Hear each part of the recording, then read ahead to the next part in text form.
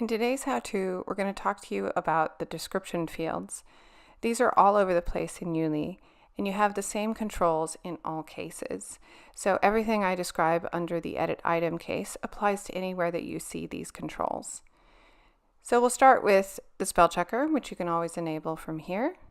And then, of course, the typical bold and the occasional italic, always handy.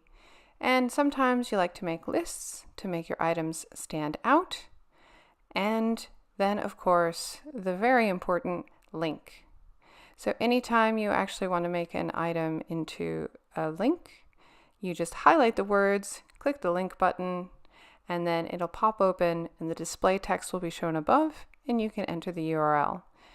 And of course, if you want that to open in a new tab, you select Target and then choose New Window. Then click OK. Now it's a link. Now we know that sometimes clients want to include images inside their description boxes. We don't necessarily recommend this, but it is available by clicking on that image icon.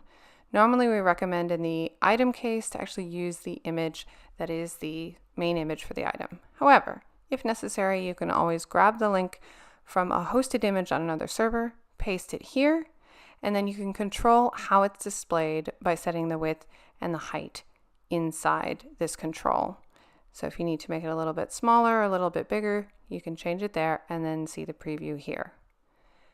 Now, something we do recommend that you do whenever you have a good video is to embed it inside your descriptions, whether that's inside the item or more commonly inside the main description on the travel page.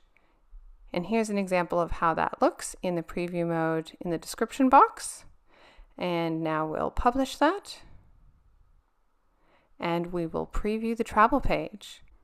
Scrolling down, we can click into the item that we just edited and we see our embedded video. We see the link that we added. We see the image that we added. We can also, of course, see the bold and italic text there. So all those changes are displayed in the travel page as expected.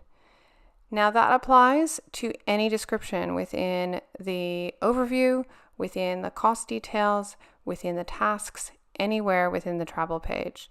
So check it out and be sure to make the changes that make your text pop.